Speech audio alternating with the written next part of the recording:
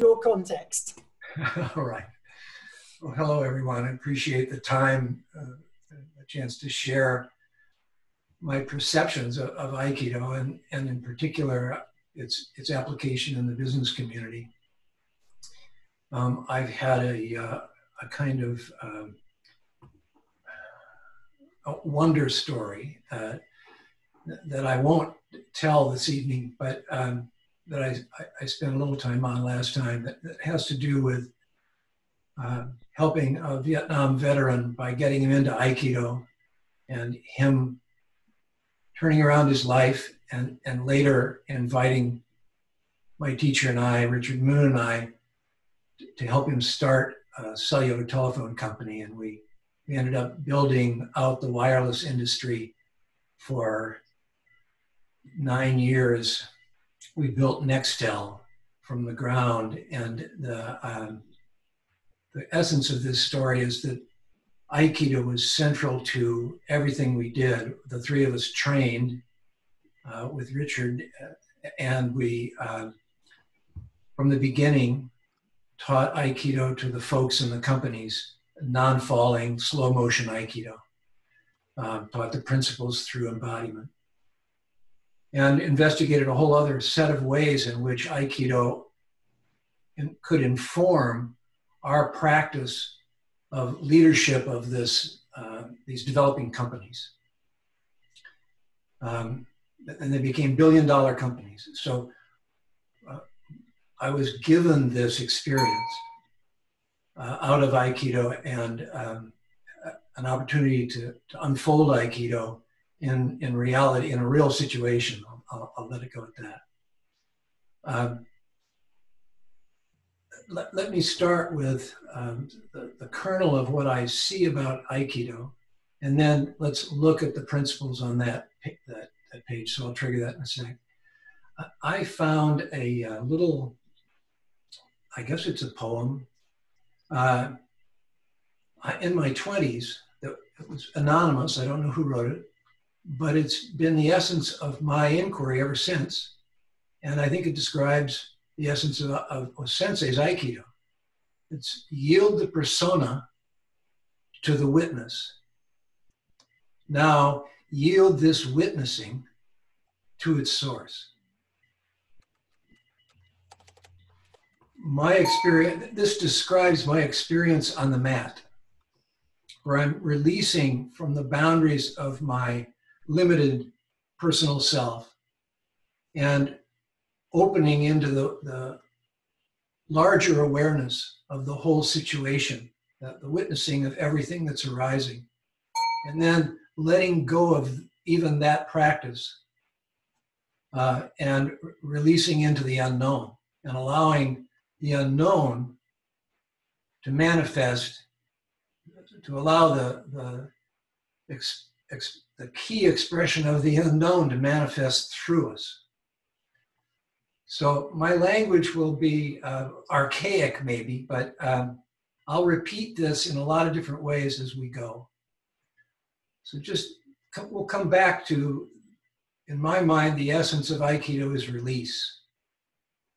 Letting go of the personal, letting go even of the witnessing. Let's then look at Aikido from this point of view, which is it's the art of awakening. That's what I think O-sensei was up to, however each of us find a way to manifest it fully. So let's go to Aikido. Let's go to that first slide on Aikido. I put this together early this year as a way of seeing it all, and this is the first time I've shared it. Jump down the next one. Bingo. Principles of Aikido. So I'll walk you through this, and then I'll take a question or two, and then there's a couple other slides. They all say the same thing from different points of view. So O-sensei is on the left. Fire, water, steam was his declaration of Aikido. And that's at the core of the way I see Aikido. In particular, the Aikido I was taught by Richard Moon emphasized as much Do or more than Waza, and emphasized the steam, not just the Waza of how to center and ground yourself and harmonize with people, but how to release and allow the chi to manifest through. So the way this gets practicalized in the business world is I talk about leadership. At the essence of leadership is energetic presence, relational harmony, and open inquiry. This is the manifestation of the Aikido principles in terms that business people can understand. The riff over on the right is just sort of my playing around with the nature of the chi, or the nature of ki, the nature of energy. And we don't have to spend a lot of time on it, but it's the same three principles. So you could say presence, harmony, and inquiry, or presence, harmony, and not knowing. So that's how I hold Aikido. And the next slide I'll show you after I take a comment or a question or two, we'll focus on how this got translated in business. Okay, guys. So anybody got a take they want to share or a comment or anything at all? I'm going to go back to the sharing, Chris. People unmute yourself as you wish. I have a question, if I may. Go for it. Is there going back to the slide, is there a logical path of those kind of definitions that you've written there in your mind? It comes out of Richard Moon's lovely little book called Aikido in 3 Easy Lessons. Right, okay. But in your mind, rather than somebody else's book, in your mind, does one have to start with fire or energetic presence or polarity and then move to these other things? I think we do. I think it helps. Indeed, and certainly, in a certain sense, I'm saying, look, first, ground yourself into your own presence, then open up into relational harmony with the greater field, and then move into inquiry. Yeah. And I've worked with this and taught this for years. Today, I would say, no, start with stillness. Start with space. Start with you are the emergence. Start with you are the consciousness in which all of this happens. Yeah. So I hold it a little differently now. Yeah. I'm not sure a sequence of actions, you could say a waza, is necessary. I think it's the path is a direct recognition, a direct experience of limitless awareness. But I'll wander back to that later. That's again context for how I now hold all of this. But I taught the sequence. Okay, so we're building a building here effectively, Chris. We have to start with step one, which is stillness or energetic presence, whichever one you wish to call number one now. Let's start with stillness. So let's talk about the purpose of finding stillness. What's the benefit of that? Stillness is the essence of who we are. Okay, so why do we want to do that then? Because it will unfold understanding and balanced action in the world. So if I translate that into language that's more familiar to me, what we're saying is if we are honest and look at ourselves as we truly are, so let's say we recognize ourselves as stubborn, as a quality that we have, we can factor that into the way we have a conversation, because we recognize we're a bit stubborn and maybe we need to give a bit more than we normally do. I would say if you've touched stillness, you won't have to factor it in. It will unfold naturally throughout. Once you release, I want to say you are able. This is touchy. Once you release, the spirit acts through your instrument, and your agency is there, but it's no longer what's driving the car. Okay. So there's almost an element of letting go of self. Indeed. Which links very closely to just being present in the moment. So in Aikido, when we're on the mat, the instant that we think, oh, I'm going to do Ikkyo here, we're no longer doing Aikido, because we're in doing mode. We're not in blending mode. We haven't got Musubi there. This is the equivalent of Musubi in the setting you're talking about, where you're not prejudging anything. You're not saying, I'm going to do with this. You're in a place where you can move with whatever seems appropriate at the time. Exactly. And so now we could immediately say, oh, that's exactly what a business needs to do, and especially now. And it's why the whole agile work and design thinking and innovation is so critical in the whole business community right now, because they're absolutely challenged to adapt quickly. Okay, so moving on. So if we can kind of let go of any preconceived notions, or let go of self to some degree, have that Musubi mindset, then we're in a place where we can have quality relational harmony. Does that seem an appropriate leap? Yes, I think that's a good summary of what's being spoken here. Let me now go to the business so that you see the connections, and then we'll come back to dialogue. Okay. So do you want me to move on to the next slide? Yes, please. So this is how Aikido principles overlay with the principles of living system leadership. And living systems leadership is the leadership of a living system. We're saying here that for a business to be effective, it needs to be seen as an organism, a living organism, not a machine, which is the basic metaphor for business.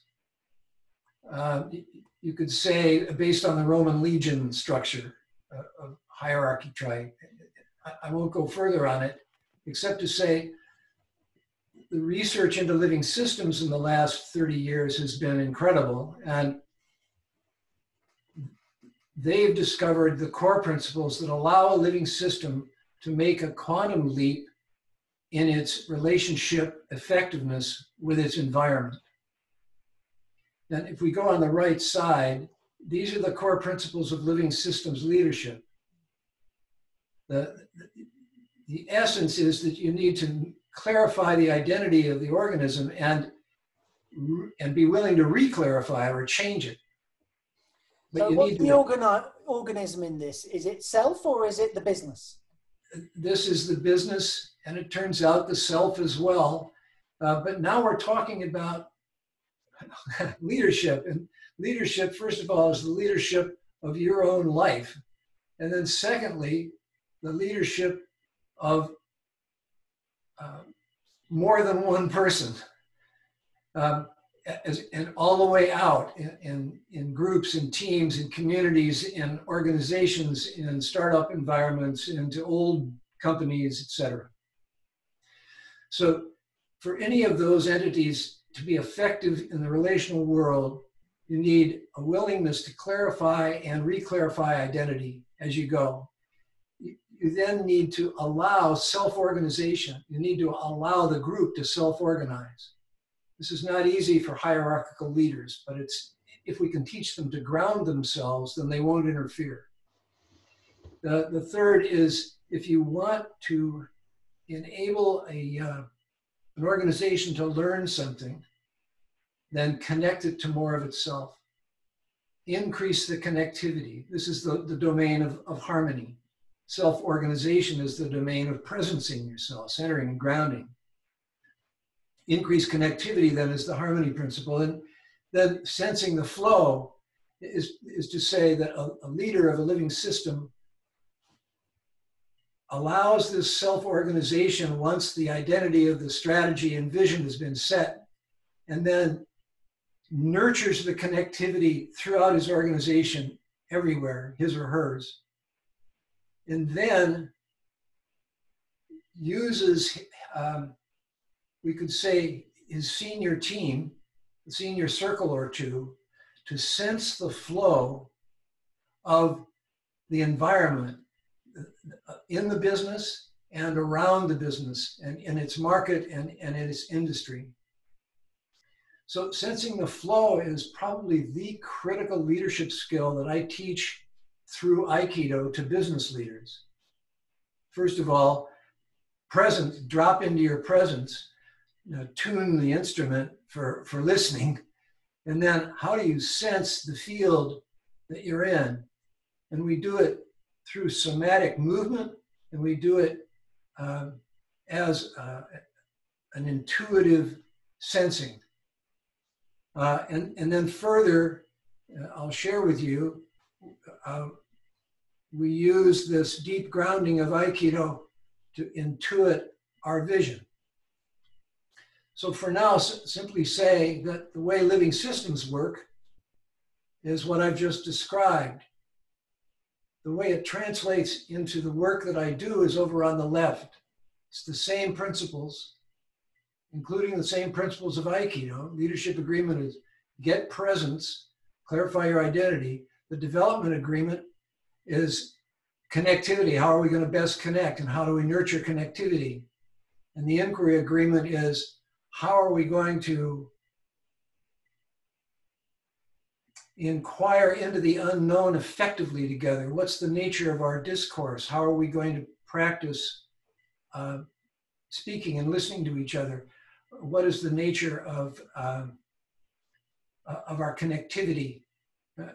I'll let it go at that for now, but it includes how are we going to make decisions, and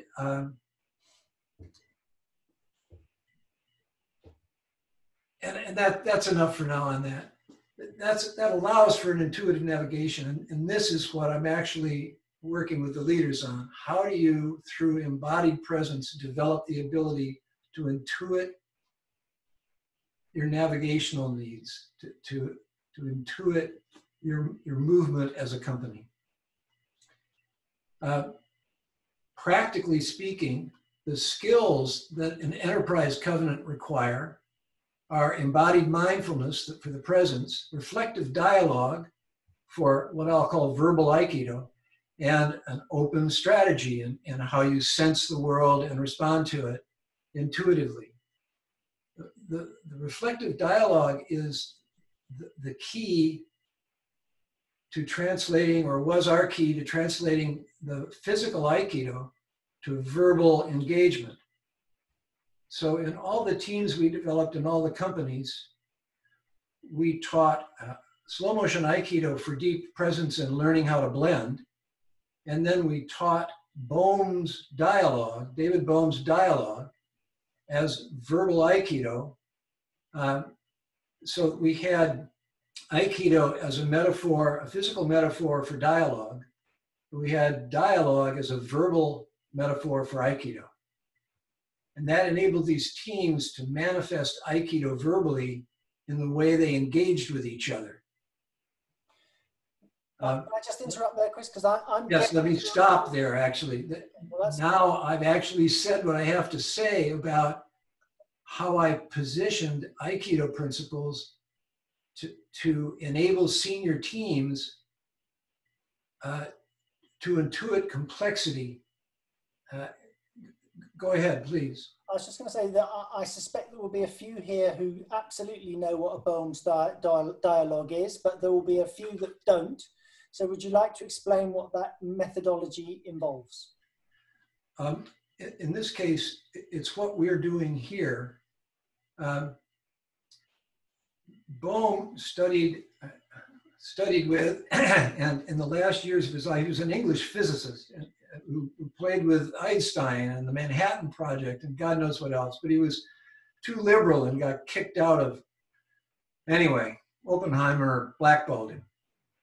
He's coming back because he got blackballed because he said the essence of physics is consciousness.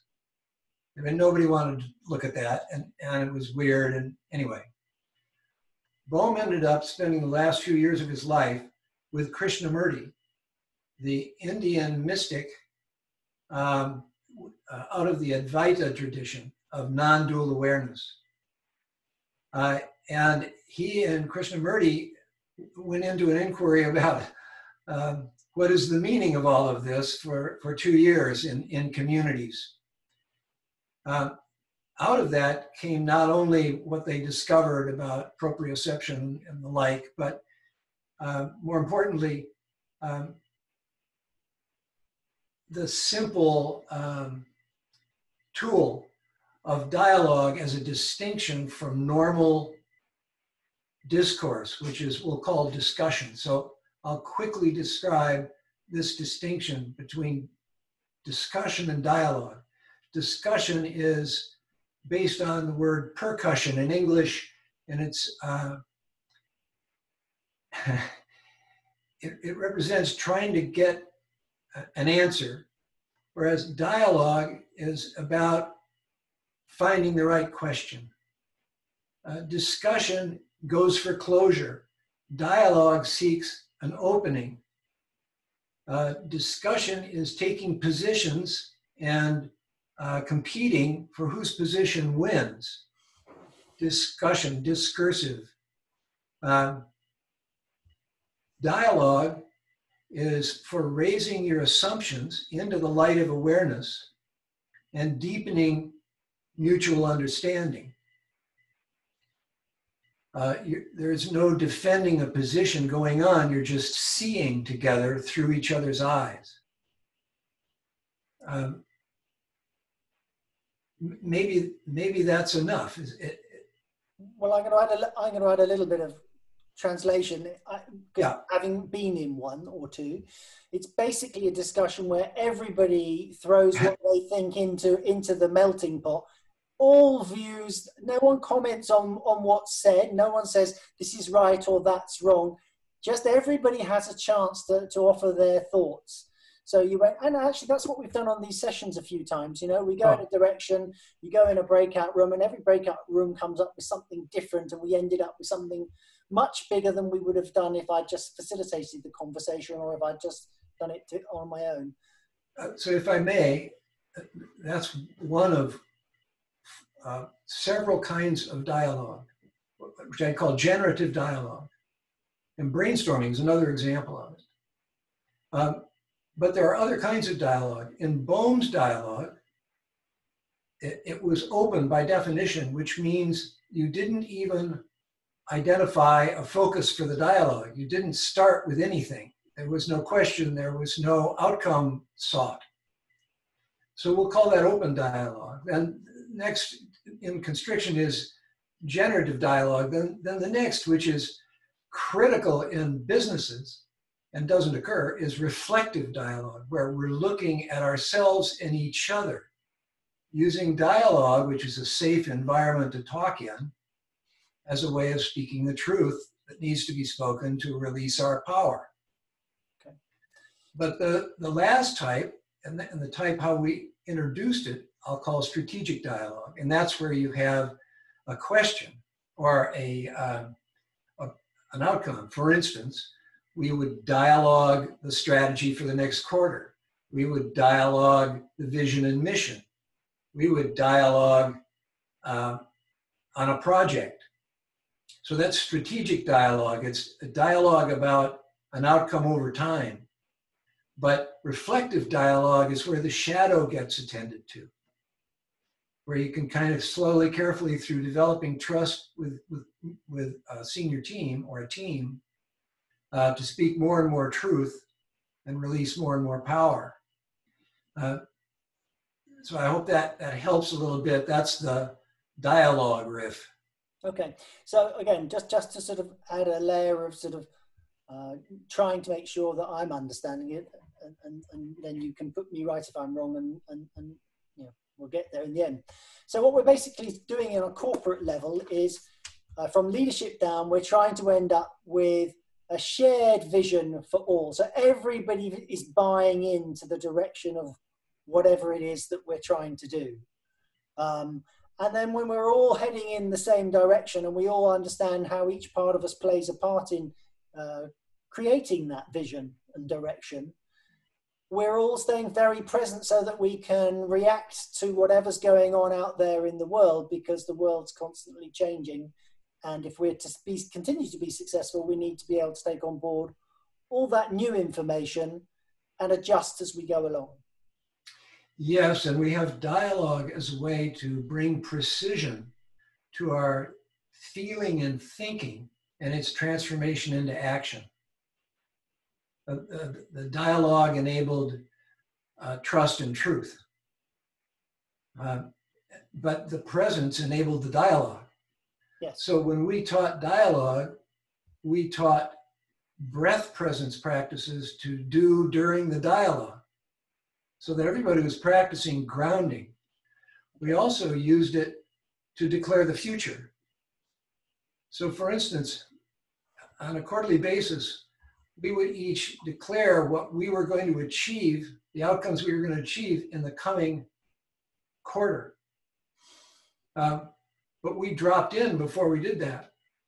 We would drop in to sense what that might look like before we codified it into action and commitments. But in both cases, we're using deep, slow breathing presence to tune in intuitively for our thinking and the like. Okay. An example is we would each literally stand up in front of each other in this circle, 10 to 20 people, and declare what we were going to achieve. We would practice dropping in as a team into silence first. The reality of how we played was we made a distinction between stepping into a promise, stepping into a stretch, or stepping into a breakthrough commitment. These were three kinds of commitment. The reason I mention it is because a breakthrough commitment was evidenced by, one, not knowing how the hell you were going to do it, and two, having it turn your stomach upside down when you declare for it. So we literally worked with each other on this process of deeply presenced intuitive declaration of what's possible. When we did our first company, it was Bay Area Cellular One, San Francisco, and our declaration was to build the most sophisticated system in the wireless industry in half the time it had ever been done before, and not lose a family, which is the nature of the Aikido's loving spirit in the midst of the declaration. So what you mean by that is no divorces, you know, people going home as a reasonable hour, staying sane, and all the rest of it. You got it. So how are we going to manifest that? I met with the spouses every quarter, the spouses of the senior team. We taught them dialogue. We taught them Aikido. We sat with the combined group on a quarterly basis or every other quarter basis, and they helped guide us. So for example, if the if the CFO was going to be in New York wrangling with Wall Street players more than he was going to be with us over the next quarter, then the question was, what does his family need from the rest of us to enable them to thrive while he's gone, or to be okay while he's gone? What are we going to do to back their play? Very cool. So with all this honest truth and openness and being able to say whatever needs to be said, It's almost impossible not to imagine that there were a few angry moments or people certainly getting emotional about what was being said. So how did you keep the lid on that and focus that in a positive way? We did not attempt to lid it. We taught depth. And it's not that in all of these, I mean, in the expansion of this over the next dozen years, leading larger and larger organizations, there was less and less ability to maintain the open culture.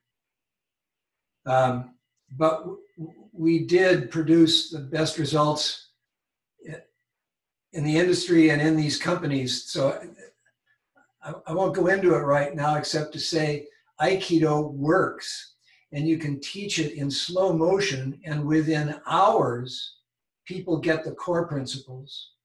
And if you're using your meetings to reinforce it with a little play each time, with presence and with grounding and with even some blending movement together, then it becomes ingrained in the culture as the culture. And there's no need to cap anything. I'll stop there. Let's see it. I will say that Richard Moon and I, were used as the expansion happened to move into teams where there was breakdown or clashing or so we would parachute into a city and meet with the team and ground everything again and deepen and dialogue, and they'd reorient and we'd move on. So it's not that there was not negative, but when I think about the first company and even the ones afterwards, you have to understand the power of what Aikido did for this particular leader that took Richard and I on this journey. He had been a medevac pilot in Nam. He had flown 1,000 sorties. Most of his peers were dead at 300 sorties. The Kong really liked knocking down ambulance ships. So Jim survived that. And when he came back, he was so addicted to the rush of combat that he was wrecking his life with chemistry and bizarre behavior and risk behavior is what I'll say. Aikido helped him access that juice, that chi rush that he had experienced in a natural, non-competitive environment. It was literally, it saved his life. That's his quote. And so now you get Jim, this guy, trained in Aikido for a couple of years with Moon and I. A couple of years later, he's back and we're all diving into this company together. Very, very little could rattle Jim. He had seen the elephant, as we say. He had been in combat. There was like nothing that was going to rattle this guy. Plus, he had the Aikido, which meant he was no longer triggering out of his shadow. That's the work he did in counseling and in the Aikido was resolve his shadow shit. So that when he did take point for this business work,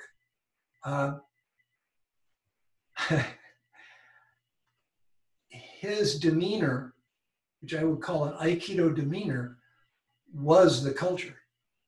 Everybody loved it, keyed off it, and aspired to be like him. It was amazing.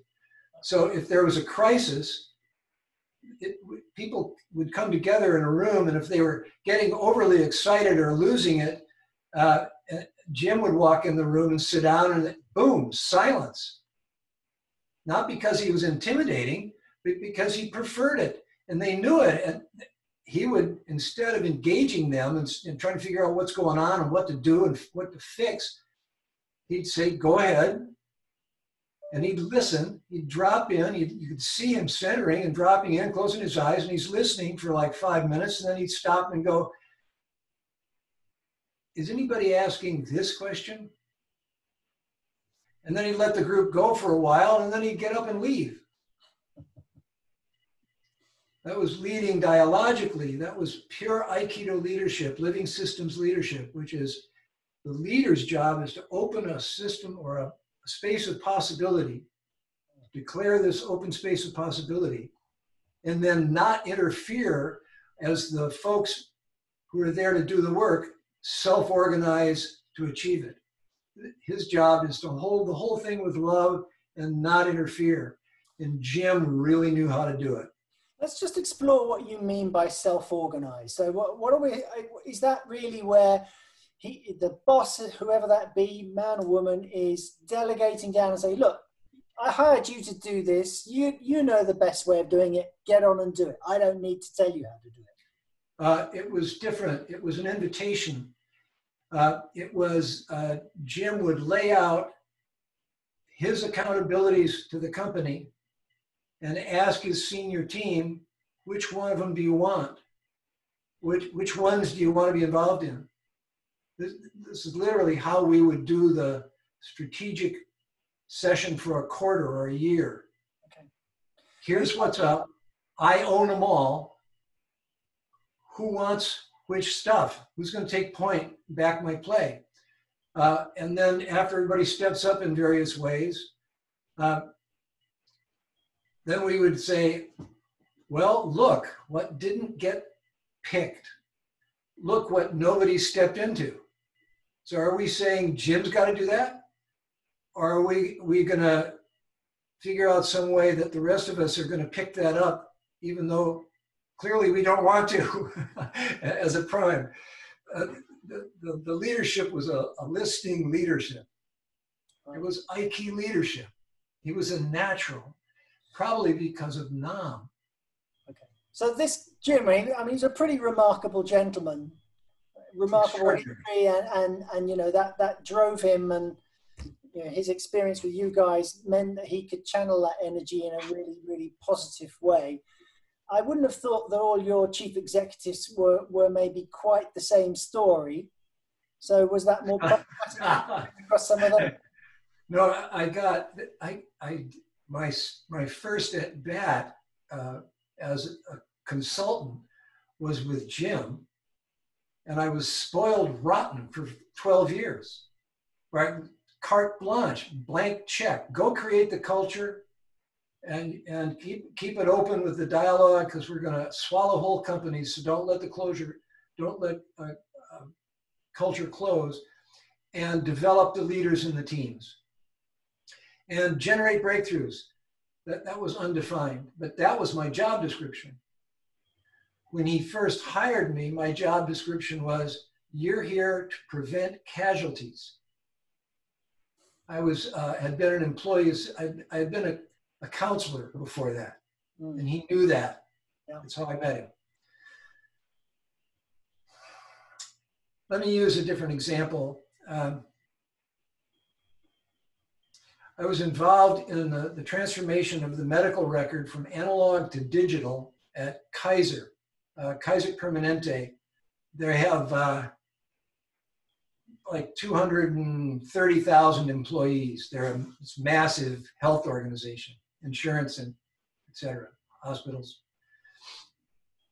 And the company had attempted to transform to the medical record, to a digital record twice prior, and both times it had cost up to together $7 billion had gone down the tubes, failed. So the third team was the one I got to work with. I got invited in to help them because they were pissing everybody off. They were so brilliant. These were the IT architects. And so a friend brought me in, and we taught them Aikido in the morning, and they realized that they really couldn't piss everybody off and achieve their outcome. And they started doing Aikido with everybody in Kaiser, and it worked. So the guy that was running that team, the chief architect, became the COO. In other words, he was operating a 5,000 person IT organization. And he's a former Marine. And there was no nonsense bullshit about this guy's leadership. And no la Ike. He was the real deal. On the other hand, he got it. In that session, he grokked what I was doing with the Aikido. And he understood from work before what intuitive declaration was. So in the afternoon, we declared for a different culture together. And he caught what I was doing and helped me do it. And a good leader is what's required. But I want to tell the story that two years later, in the second year, he had stepped down to not only be COO and CTO, Chief Technical Officer, but also he became head of the software division. There were 3 divisions: front end, interface with the customer inside Kaiser, the doctors and the hospitals, the software, and then the hardware shop. And so this guy calls me up one day and he says, "Hey, Thorsen, I think I got this Aikido shit figured out." I remember it's a Marine pilot we're talking about. I said, "What did you do, Dave?" He said, "Well, you know, the front end and software have always had this incredible conflict between their budgets. We sell their budget at the beginning of the year, but then mid-year, there's new shit that comes in and nobody wants to claim it because it's going to come out of their budget. And we wrangle and fight each other all year long about who's going to do the extra work out of their budget." And he said, "I think I got that handled. I did Aikido. I got it. It's you gain influence by letting go of control." I said, "Wait a minute, Dave, what did you do?" He said, "I, as the head of the software group, gave the front end group our budget." I said, "You what?" We're talking millions of dollars. He said, "I gave them all the money. Now they have to come to our doorway and tell us what they want, and we scope it out and price it, and they write a check and we do the work. And there's no more conflict." I said, "Dave, you do have this Aikido shit figured out. It is gaining influence through releasing control." And I gave him a sword. Well, I hope he didn't use it. It was a bokken. Okay, I think this is a really good time to open up the mics. Unless you want to add some more before we do that. No, this is all an overload as it is. It's as tight a description of how the Aikido seems to manifest in human organizations. I work with a half a dozen nonprofits and 4 or 5 profit-making company leaders, still doing this same work. It's still manifesting remarkably in the world.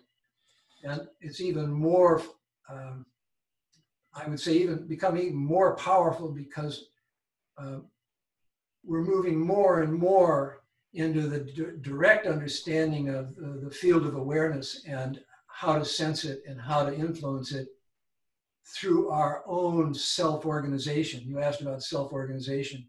Presencing, getting present, that's an act of self-organization, self-integration. Yeah. And the same thing's true for a team or a company. Yeah. They need to unify, as you said, I call it generating a unified field of commitment. Yeah. And the more they practice, the better they get, right? Absolutely, it becomes second nature. And because we use the Aikido to teach it through the Aikido, the slow motion Aikido, it's fun. Everybody's laughing, having a great time, discovering,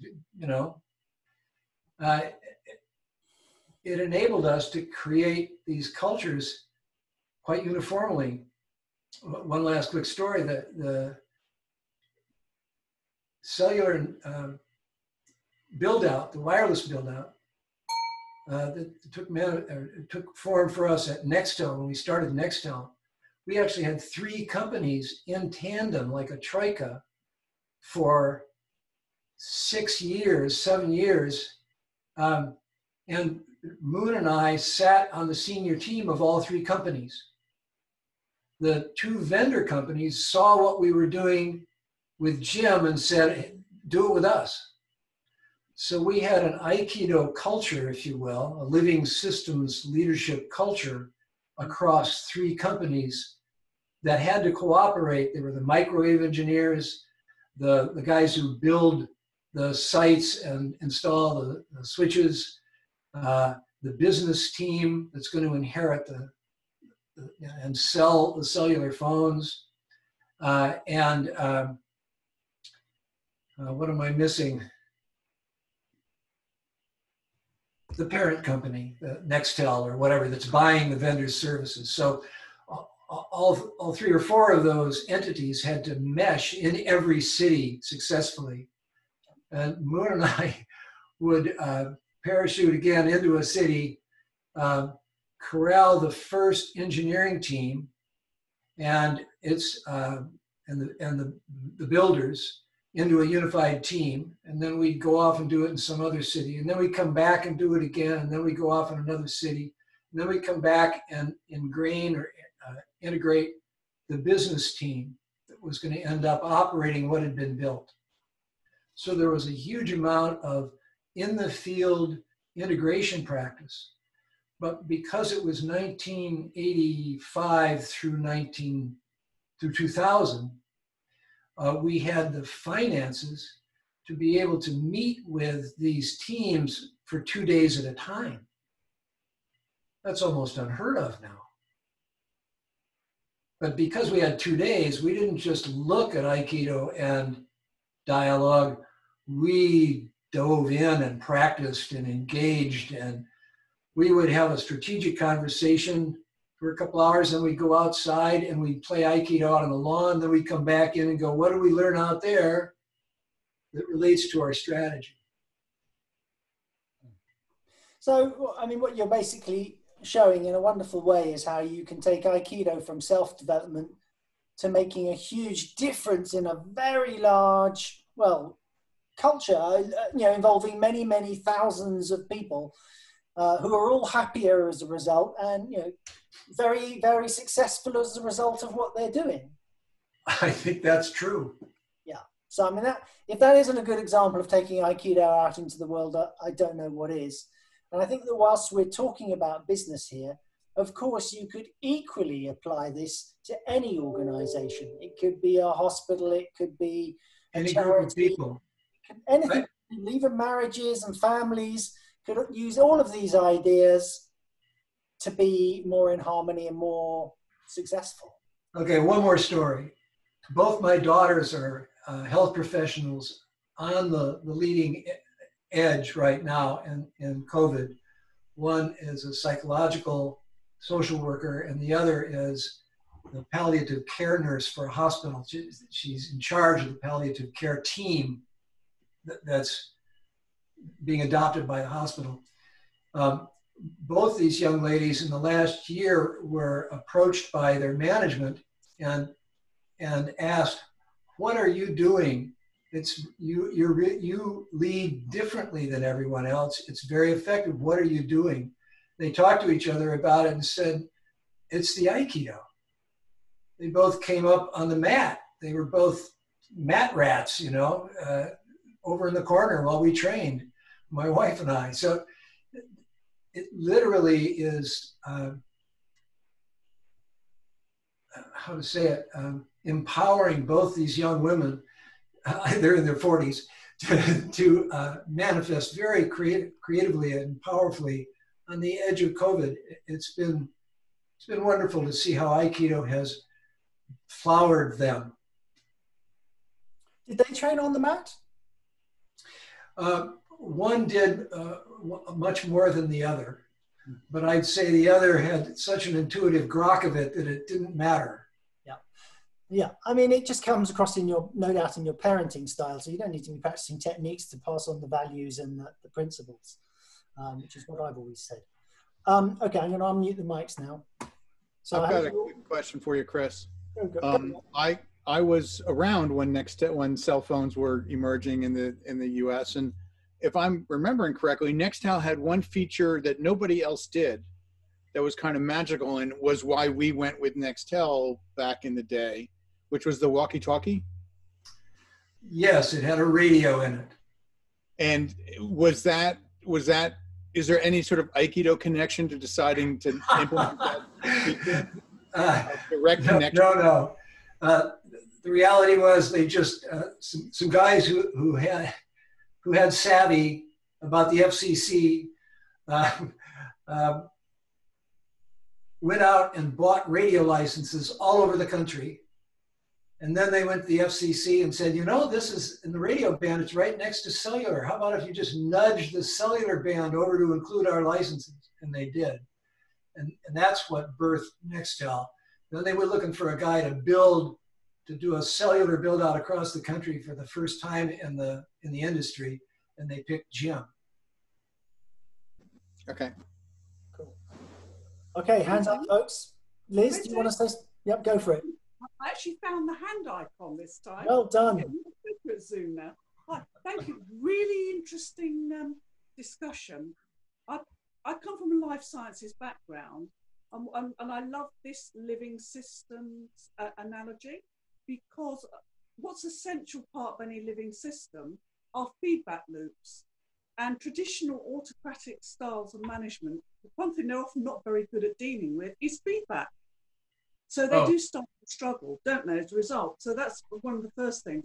But also, I've been reading a lot around evolving management thinking, management thinkers who possibly have never heard of Aikido. And they're starting to come at the same sort of principles from another direction, because it's obvious that the traditional model of the brilliant, highly paid chief executive who's brought in, they've got the ideas, they've got the blueprint, they impose it on the organization and it's miraculous. Doesn't work, especially in the highly complex modern world. And the more successful organizations these days are more organic. They've got more collaborative and inclusive leadership, which facilitates stuff going on at the grassroots and the rest of the organization. So you get emergent behavior. And their businesses develop through emergent behavior, not through top-down thinking. And all the sort of principles that you've been describing actually do facilitate that sort of emergent behavior rather than trying to pre-plan everything. And I think that's fascinating. And yeah, thank you very much. Delighted. Yes, how about sort of introducing these concepts into sort of government of the country and politics? Do you think that might be a good plan? This is the sort of way I operate. Because, Quentin, because another point as well, which has just occurred to me as well, is that the sort of things that you're talking about, rather than having the one genius directing the organisation, you're actually facilitating the hive mind. The hive mind is infinitely more powerful than what any one brain can achieve by themselves. And that's exactly the way I approach politics and everything. I should explain, I've been a parliamentary candidate. That's why Quentin's teasing me. You know, but I started thinking about this from studying Aikido. Okay. Perhaps we should start a new political party, you and I, change the world. Let me mention, by the way, that Richard Moon has a website called Extraordinary Listening, which is his articulation of Aikido as listening. And he kind of breaks it out as listen to your conversation, listen to their conversation, listen to the conversation, which is these same three principles. Yeah. Finn, you had quite an interesting point. Hello, yes, I'm sorry, I was half listening to that and half singing choir practice, but enjoyed it and I'll enjoy listening again if I may. Just wondering about Aikido, which has an ethos of non-competitiveness and non-sport, so harmonizing in that respect. And from what I heard, you were talking a lot about the harmony within an organization and how that gives strength to the organization to go and succeed in a market. But in my field, I'm thinking particularly how to sort of coexist with other people who offer the same service, and possibly thinking about niches, or how everybody can thrive, have a win-win situation, and whether there's just something that could be taken from Aikido philosophy to extend that and have some universal flourishing rather than internecine struggles and niggles, and accept different points of view, but have those equally respected. Nicely asked. Chris?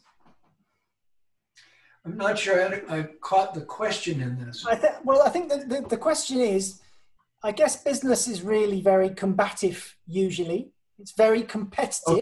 Okay, now I'm tracking. What Finn's saying is, okay, how do you get to thrive without the need to cut other people's heads off?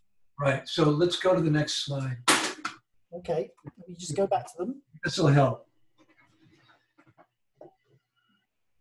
Well said, Quentin.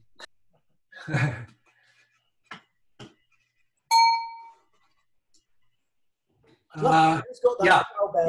No, stay here. Stay here. I will. These same principles are the principles of Teshu's 3 swords, which is the sword of death, the sword of life, and the sword of no sword. So this is the actual underpinning of all of this work. The sword of death, if you look to the left, is the sword of discrimination. It's the cut of the bokken. The sword of life is the sword of love. It's the sword of Aikido. It's the sword that cuts so sharply that it joins things together. And the sword of no sword is the sword of open possibility, of this not knowing, the inquiry. What we found over the years, working with business leaders in lots of different corporations, is that they all were addicted to the cutting. This was the hierarchical power cut that they were dependent on, right? It's decisiveness. It's quite powerful, no question about that. But it certainly can be overused, and is, in hierarchies where people make abrupt or not well considered decisions in their own personal abruptness. So when we taught Aikido to leaders over the years, we emphasized the blending. We emphasized presence. We said, yes, the sword of discrimination, the cut, use that ability of decisive decision to point your attention into your own center. Use your decisiveness to center yourself and ground yourself. And then blend, look for the, get off the line and get with what's going on before you try to influence it. So we were saying, put the hierarchical power sword cut, power over others, set that sword down and use that ability to center yourself. I would hold that the sword of discrimination, or the sword of death, is the sword that cuts things in two. It's the dual mind. It's incredibly powerful. It's the mind of science. And without that, we couldn't make the discrimination between presence or the lack of it. So the sword of discrimination is the ability, gives the ability to presence ourselves. So even though we've taught primarily the harmonious nature of Aikido through presence with leaders in business, we've certainly come across leaders who were shy of the cut, who would defer and comply too much, and needed to actually develop the ability to cut, to enter, irimi. So a balanced leadership training with Aikido teaches both the cut and the blend. I think you're really doing a great job of explaining of how you avoid cutting people's heads off within a business, but what about externally with other businesses? Think of a randori. We used randori as a simulation environment to look at coming challenges. We would literally have players in the randori represent competitors. These are slow motion randoris. They're not full-on rolling randoris. No one's falling down. It's just movement. You put one person inside a circle of 4 or 5 people and have them all come at once like this in one line. How to say it? I don't want to try to describe this whole thing, but it's a controlled randori. They can't heat seek. So if you get out of the way, they have to go by to the other side of the circle and then turn and find you again. It slows the whole thing down. On the other hand, it's a big damn deal for somebody who isn't even in their body. They have 4 or 5 people coming at them from different directions. Suffice it to say, we would use this as a lab environment for application of the principles that we taught in slow motion Aikido Waza movement. Yeah. So with that said, that provided us the ability to develop scenarios in relationship to our competitors. I'll give you the best example I have. At Cellular One San Francisco, when we started the company, we were 2 years late to the market. This outfit, GTE, had been there for 2 years. They had retail stores all over the area. So at one of our strategic retreats, we did Aikido, and then we dropped in. I want to emphasize, we would drop into silence and try and source a question before we spoke to it. So the question was, how do we play with these guys? What did we learn in that movement of Aikido in the randori out there about this? And one of the principles, as you may remember, in randori play is to go where they're not. You step to the open space. This is literally a strategic principle for leaders inside their organization, as well as especially outside. What we did with GTE is, without their knowing it, instead of starting competitive stores, Aikido, we went where they're not. We went out and licensed secondary distributors, radio stores and appliance stores and stuff all over the Bay Area. And a year and a half after we started the company, we opened our doors. And we had 70% of the market on day one. Because we went where they weren't. They were advertising. We didn't compete with them in advertising. Let them tell everybody about cellular. And we didn't compete with them by opening stores and investing huge amounts of money. We just licensed a bunch of hungry secondary players. We were giving them customers back that we didn't want. To me, that was pure Aikido. And it came out of playing in a randori together. Oh, you step to the open space, it gives you a moment of breath, and you can sense what's the best movement. Do I do a blend? Do I cut? From a moment of presence, grounded presence, rather than trying to figure that out while the 2 people are clamoring on your shoulders. Beautiful. Anyone else got a question? Okay, well, it seems like you've done a really good job then, Chris, I think. I think I just want to emphasize that everything that Chris has talked about here, which is taking really Aikido beyond the self and into whatever you want to take it into, we've talked about business, but you could apply it in anything that you wanted to apply it to. These ideas will work anywhere. Absolutely. So whatever not all of you are big businessmen, not all of you have any interest in influencing big businesses, but you all are part of society and you've all got your own lives, and you can apply these ideas wherever you need to apply it to make a difference for you and for the people that you're involved with. And that seems to be the purpose of Aikido. I would just like to say that I consider myself to have been graced by Aikido. from what it enabled me to, how to say it, what it has enabled me to do in terms of coming to peace within myself, but let alone the story of engagement in the world, which I did not choose. It was an invitation, and it's always been by invitation. The Aiki Kami have invited me into all these places, and I've done what I can to represent Aikido in the midst of whatever they're facing.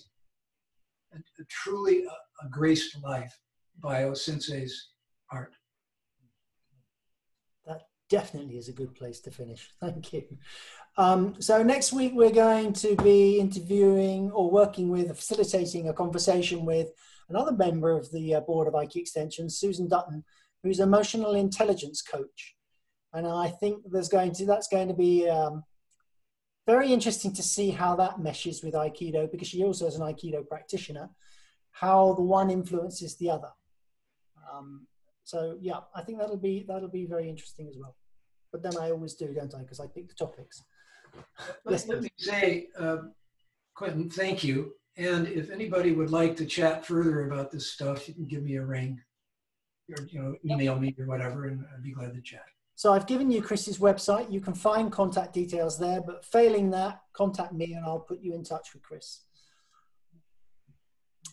Okay, then it doesn't, I have nothing more to do than thank you all again for coming.